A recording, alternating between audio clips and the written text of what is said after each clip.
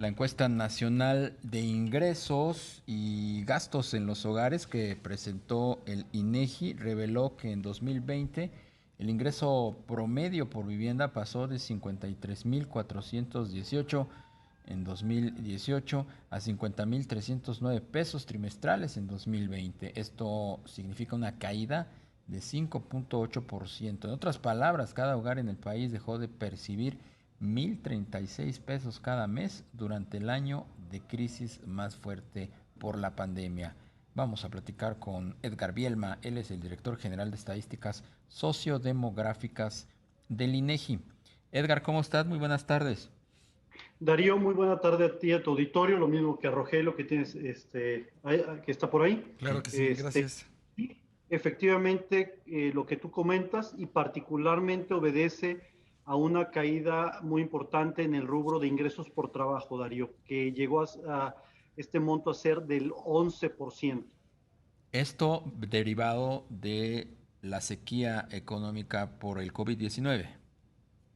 Sí, hay que recordar por qué se cae el ingreso por trabajo en nuestro país. En los meses de abril y mayo tuvimos una pérdida del empleo de 12,5 millones de personas y adicionalmente 13 millones de personas se quedaron subocupadas, es decir, no perdieron su trabajo, pero no estaban tanto trabajando las horas que tradicionalmente realizaban ellos como y ellas, y además también muchos de ellos llegaban a ganar únicamente el salario mínimo. Adelante. No, pues sí, muy interesante, Edgar. Buenas tardes, te saluda Rogelio Varela. Edgar, de acuerdo a estos datos de la encuesta ingreso-gasto de los hogares, esta caída en el ingreso, ¿cómo pegó en el consumo de las familias? Bueno, de manera muy importante, el gasto cayó en un 12,9%, el gasto corriente concretamente, y además creo que los resultados son muy elocuentes de lo que nos pasó a todo mundo. La caída en el gasto del transporte con un 19%, la caída en el gasto en educación con un 45%, la caída en el vestido y en el calzado con un 42%, eh, la caída en el gasto en alimentación fuera de casa que cayó en un 45% y en cambio el gasto en la salud se incrementó en un 41%, Rogelio. Adelante. Eh, Edgar, esta situación tenderá a estabilizarse una vez que los indicadores económicos están mejorando, la campaña de vacunación está avanzando, la palanca que implica, la palanca tractora que implica nuestra relación comercial con Estados Unidos, todos estos tres factores.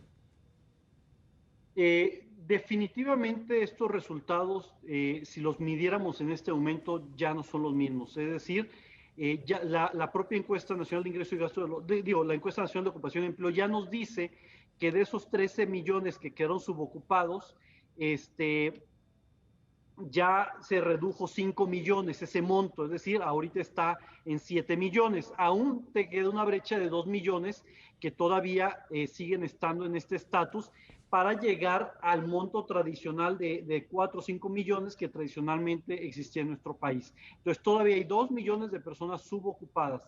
También de las personas que quedaron fuera de la población económicamente activa, tenemos 1,200,000 personas que además no pueden regresar, en su mayoría mujeres, porque pues están atendiendo a sus hijos principalmente en el tema de las clases a distancia. Y por otro lado, en los desocupados, los que sí están buscando pero no están encontrando, todavía traemos un monto del 0,5% de la población desocupada que está por arriba de los meses de marzo previo a la pandemia. Es decir, si midiéramos esta información en este momento, sin duda sería mucho mejor, aunque no igual a la medición 2018, porque todavía estábamos ligeramente abajo de ese nivel en el que nos encontrábamos, Darío. Adelante. Edgar, esta coyuntura que nos mencionas con estas cifras, ¿de alguna manera modificó la distribución del ingreso que tradicionalmente mide el INEGI a partir de deciles entre las familias pues, con más ingresos y menos ingresos? Definitivamente hubo una caída muy fuerte desde el segundo hasta el 10º decil. Y solo el primer decil, que es el 10% de los hogares con menos ingresos, se mantuvo prácticamente igual, derivado de que estamos observando un fenómeno que llama mucho la atención. Primeramente, que el sector rural no se vio prácticamente afectado por la pandemia. Recordemos que el sector primario siguió operando de manera tradicional. Hubo unos cuantos días que sí tuvo una bajada, pero en general se mantuvo prácticamente igual. Que recordemos que además los hogares consumieron más carne, pescado y verduras, entonces seguramente tuvieron que producir y vender más. Pero que además en este último decil tenemos hogares que tradicionalmente no pertenecían a que estaban en deciles superiores, pero que literal se quedaron tanto papá y mamá sin ingresos y cayeron al primer decil, y por eso identificamos que inclusive en estos hogares existen por primera vez en la historia personas con mayor nivel educativo y que tienen, por ejemplo, vehículos, la composición del hogar es mayor, etc. Cuando esta información de los deciles las observamos, que la mayoría cayó un 4%, excepto el 10º decil, que cayó el doble, en 9.2%. Y otro dato muy importante es que estos mismos deciles a nivel urbano, donde se encuentra el 78% de los hogares, es decir, prácticamente la mayoría, a nivel urbano, desde el primero hasta el 10º decil, todos cayeron. E inclusive el primer decil cayó un 8.8% y ahí el 10º decil cayó casi un 11%.